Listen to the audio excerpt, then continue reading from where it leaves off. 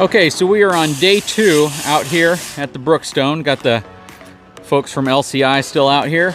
He is going to start the modification process here of essentially stacking this bumper on top of this bumper because these pads need to rest on top of the bumper, and they would typically rest on top of this one.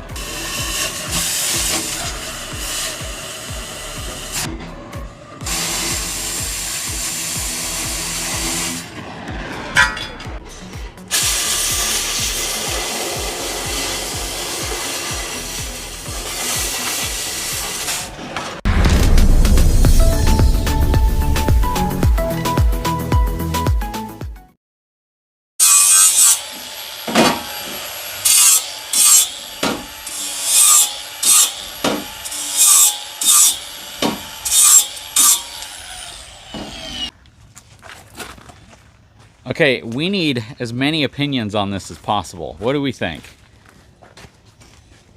Okay, so this is definitely something we have to figure out now because once this is welded on, we're kind of stuck with it. So this is the cap that holds the sewer hose, and this one works fine.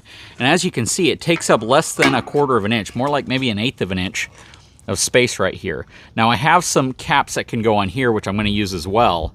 So you'd probably want this at least 1/4 of an inch away, maybe 1/2 of an inch in. But to me, that looks pretty much the same as if it was completely flush on the end. Yeah, you're monkey with a 1/2 inch there. Yeah. And then I can still use that cap right there to put my hose inside of the tube here. On this side, as long as we space it off the same, on this side, I think that's perfect. Okay. That'll be perfect. And I have caps to go on both ends of each one of these, so it'll not look unfinished. 4x4 plastic caps. Exactly. So yeah, what do you think, Ryan? I think it looks good, especially when you have this back on here. It looks flushed up, you know, like, yep. I think it looks good. You kind of trim it out that way. Exactly. Now, when you weld this on, I'm assuming you're going to weld it this to the bottom tube, but then you're also going to put a couple spots here to this as well. Would it make sense? Probably not, because all I'm going to do is just attach the two together. The only structure you're going to get out of this is downward force, so as long as the two are together and it doesn't fall off, I mean, if you look at it this way, a guy could take this piece off and fasten it on. He could screw it on, he could strap it on or whatever, so it's just enough to hold it. My only theory, and this is the only reason I bring it up because I'm one of those folks that likes to over-engineer everything for some reason, is if you do tack weld it right here, then it adds some more structural support to the overall square shape of the body. If this for some reason bounces up and down, it won't compress this as easily. That's my only theory. Yeah, it's going to take a little more modification. Because I don't have to fill those gaps, you know what I mean? Yep, I got you. So the weld bead to hold this plate and the bumper on there. Yeah, you'd have to flatten all that out, wouldn't you? Either flatten it out or cheat a little bit here, and I can chalk out that tube, and what's getting you is the radius right here. Yeah. So if a guy ground that radius a little flatter, kind of 45'd it. What do you think? If you think it's going to be perfectly fine right here and we don't have any issue with that, because this is such a long piece right here that I don't think we should have any type of major compression issue. So here's the thing, the way I look at it too. So this is the same material as a bumper, right? And if we didn't have this 4-inch standoff right here, it'd be resting right on the bumper. Here, it'd be doing the same thing as what we're doing here anyhow. Okay. You know? There's nothing that can't be done. I mean, it's metal. But like I said, there has to be some more modification to go into it just because that gap right there, I'd rather have a better fit and finish before I weld it on there. Okay, so here is essentially what we're trying to do. This square tube's stacked on top of this tube. Gives us the ability to lay it directly on that surface. Same on this side. Gives us the room we're looking for. So I have some extra caps here that will go on the end of here as well as the two on the other side.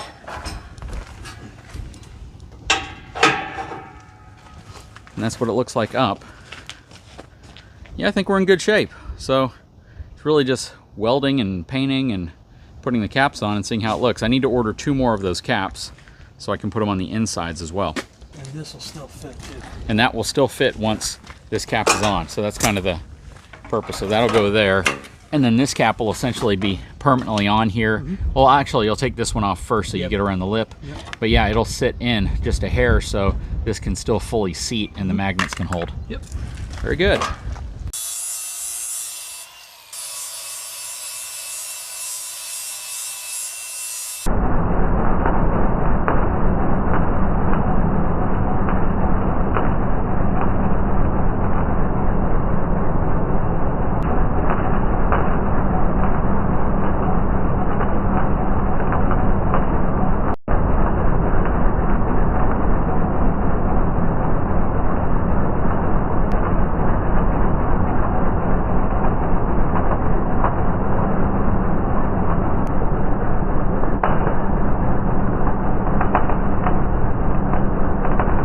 Okay, so everything's painted. It looks really good. You painted over the stickers. Nope, that's masking tape. Oh, you masked over the stick. Ah, thoughtful guy. So he wanted the safety stickers to still be here, so he masked over it. We took basically the center section out of the bumper, so we had to clean this material. And when I torched the brackets off earlier, we got to thinking, I said, well, shoot, I can cut my piece out of there and still have all the warning stickers and everything like that on it. But yes, I masked over them with masking tape. So once the paint dries, the stickers will be there. Well, you know what's kind of cool, and what I could even do with this if I want, I could even add like a floodlight into those boxes. It's not really going to affect it much, but if I wanted to take a floodlight and put back here just so I can have some rear illumination at a campsite or something like that, I could easily use that and not have to take up my bumper storage. Very cool. Yeah, we'll let her dry up good here and check everything out. I got to put some underbelly back up, just some fit and finish stuff, and then we'll move on to the rest of the unit. Very good. Okay, so here is the finished result. So I have 2 caps on the end here. I ordered 2 more for the insides. What's cool is I can figure out what I want to store inside of there, and it kind of acts as a small little tool cubby or something. I got to figure out what I'm going to do with that. I got my magnetic cap, which attaches to the hose on this side.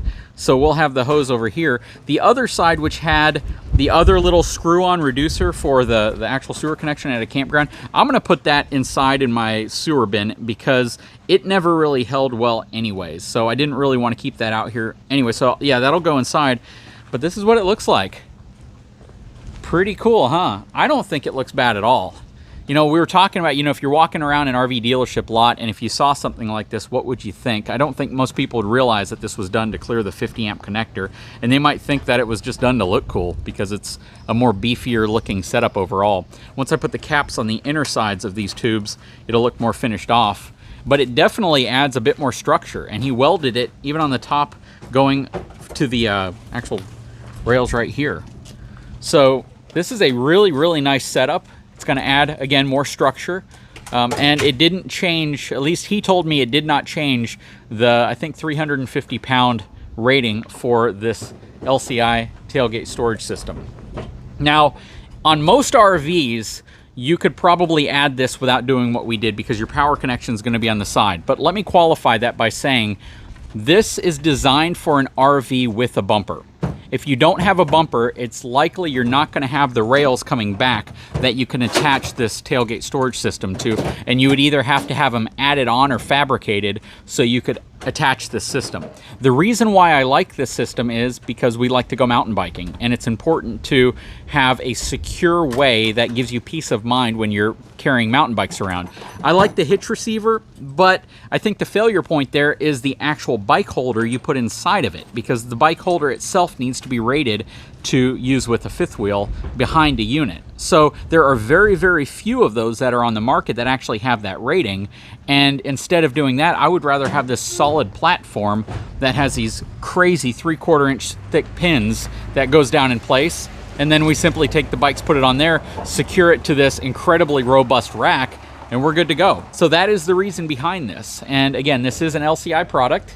It's a tailgate storage system. I'll put a link in the description of this video to this product if this is something you're interested in. And my sponsors over at eTrailer sell this as well as a couple different mounting techniques for different types of bumper setups that you might have on your RV.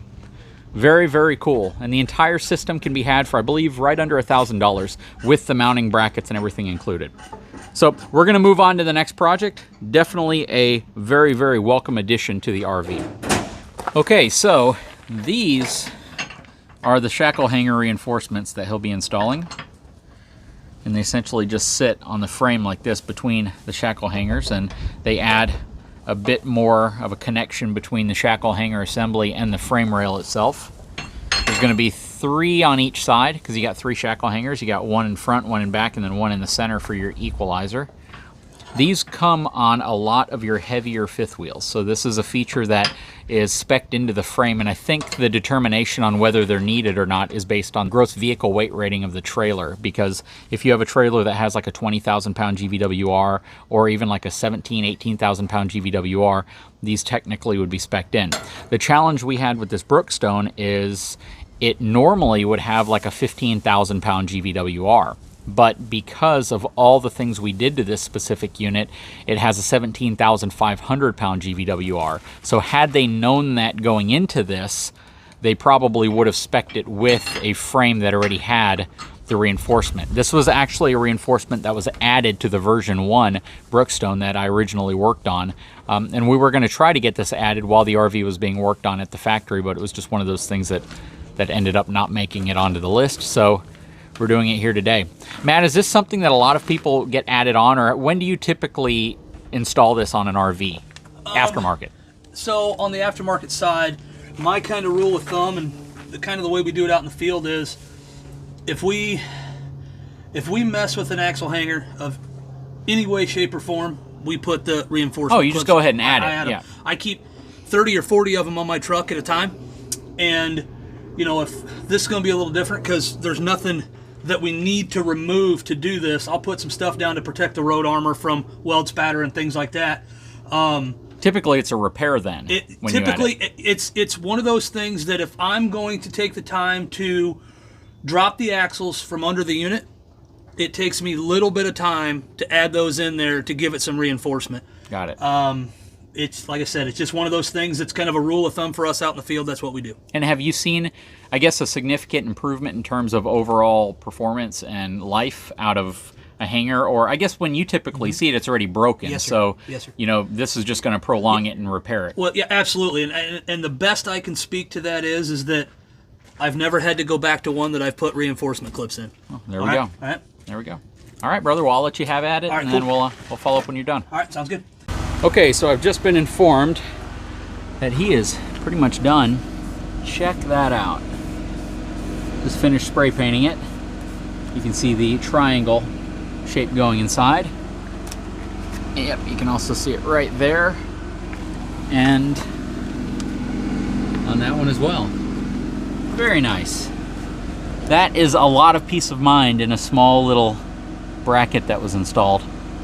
Basically that confidence you're looking for, right? You want to know that you have the ability to use your RV and not worry about some things that you might typically worry about, especially if you've seen, you know, Google photos of people posting a shackle hanger breaking away or some type of an issue there. So that is really cool that we now have a reinforced shackle hanger on both sides, or all 3 on each side that are reinforced. Very, very cool. And we are in good shape. Very, very cool project. He actually really enjoyed coming out here and doing this because it's kind of different from your traditional coming out to fix something. He's actually coming out and getting to fabricate and do some custom stuff. So very, very cool working with Matt with LCI. He's got a really nice looking truck too. Has an F450 XL, has the Power Stroke diesel. He's got his welding rig, pretty much everything he needs loaded in the back of this truck to do whatever he needs to do. Anyways, guys, I sure hope you enjoyed this video. I will put a link to the tailgate system on my channel, so if that's something you might be interested in adding to your RV, just keep in mind the requirements from a bumper perspective. You want to call them to make sure you have the right clearance of bumper, you know, moved back, and you know, if you have a power cable back here, all the different things you just need to be cautious of if you're going to add something like this to the back of your RV. 350-pound cargo capacity. Very, very cool. But yeah, I am absolutely looking forward to using this on our next RV trip. Anyways, guys, I sure hope you enjoyed this video series. If you haven't had a chance, please take a moment, subscribe to my channel, give me a thumbs up, and we'll talk to you again very soon.